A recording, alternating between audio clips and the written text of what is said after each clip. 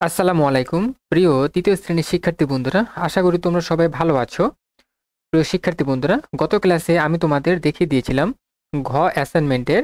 দেখো, এখানে দুইটি কাজ ছিল, 1 এবং 2। ঠিক আছে, এই দুইটা আমি তোমাদের গত ক্লাসে দেখিয়ে দিয়েছিলাম।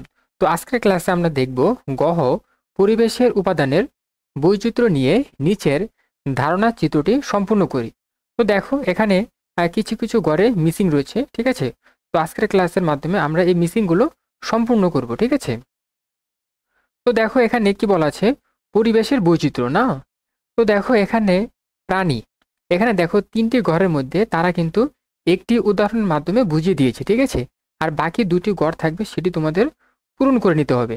তো দেখো এখানে প্রাণী, তারা লিখেছে মুরগি। তো আরো দুইটা ঘরে যা যা যুক্ত করতে হবে। তো আমরা এখানে লিখতে পারি ছাগল, ছাগল হচ্ছে একটি প্রাণী। এরপর হচ্ছে গরু, গরু হচ্ছে একটি প্রাণী। তারপর তোমরা আরো অনেক উদাহরণ লিখতে পারো। ঠিক আছে, মহিষ, ভেড়া, ঠিক আছে, কুকুর, এগুলো হচ্ছে প্রাণী। ঠিক আছে, আচ্ছা, এরপরে দেখো আমরা দেখতে পাচ্ছি গাছপালা। তো তারা আম গাছ দিয়ে বুঝিয়ে দিয়েছে। তো আর বাকি যে দুটি ঘর রয়েছে সেটি তোমাদের পূরণ করতে হবে। তো দেখো প্রিয় শিক্ষার্থীরা, তোমরা উদাহরণ হিসেবে লিখতে পারো কলা গাছ। ঠিক আছে, তারপর লিখতে পারো সেগুন গাছ, জাম গাছ। ঠিক আছে, তারপর হচ্ছে বড়ি গাছ, আরো অনেক গাছপালা রয়েছে, তোমরা উদাহরণ হিসেবে লিখে দিবে। আচ্ছা, এরপরে দেখো আমরা দেখতে পাচ্ছি ঘর বাড়ি। তো দেখো তারা উদাহরণ হিসেবে লিখে দিয়েছে কুড়ের ঘর। তো আরো যে দুইটা ঘর থাকবে সেটি তোমাদের উদাহরণের মাধ্যমে পূরণ করে দিতে হবে। তো দেখো তোমরা লিখবে টিনের ঘর, হ্যাঁ, তারপর হচ্ছে মাটির ঘর, তারপর তোমরা লিখবে দালান কোঠা। এভাবে আরো অনেক উদাহরণ রয়েছে, তোমরা লিখে নিবে। ঠিক আছে, এরপর দেখো এখানে আমরা দেখতে পাচ্ছি প্রতিষ্ঠান। তো তারা লিখেছে স্কুল। তো তোমরা লিখবে স্কুল, কলেজ, মাদ্রাসা, বিশ্ববিদ্যালয়। ঠিক আছে, তারপর হচ্ছে ক্রীড়া প্রতিষ্ঠান, তারপর পাঠাগার, এমন আরো অনেক ধরনের উদাহরণ রয়েছে, তোমরা লিখে নিবা।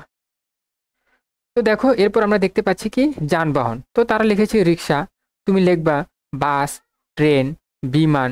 ঠিক আছে, আরো অনেক ধরনের যানবাহন রয়েছে, তোমরা লিখবে। আচ্ছা, এরপরে দেখো আমরা দেখতে পাচ্ছি জলাশয়।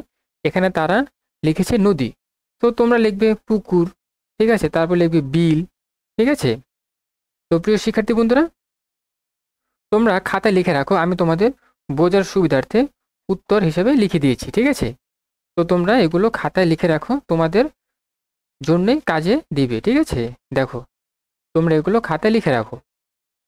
তো প্রিয় শিক্ষার্থী বন্ধুরা, আজকের ক্লাসটি এ পর্যন্তই। পরবর্তী ক্লাসে আমি তোমাদের দেখিয়ে দেব প্রাকৃতিক ও সামাজিক পরিবেশের বৈচিত্র্যের গুরুত্ব। ঠিক আছে, এখানে দেখো ক, ছবিগুলো পর্যবেক্ষণ করে নিচের ছকে তথ্য লিখি। ঠিক আছে, এই ছকটি আমি তোমাদের পরবর্তী ক্লাসে দেখিয়ে দেব।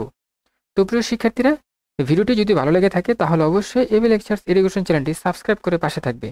ঠিক আছে, তো আজকের ক্লাসটি এই পর্যন্তই। ভালো থাকবে, ধন্যবাদ সবাইকে।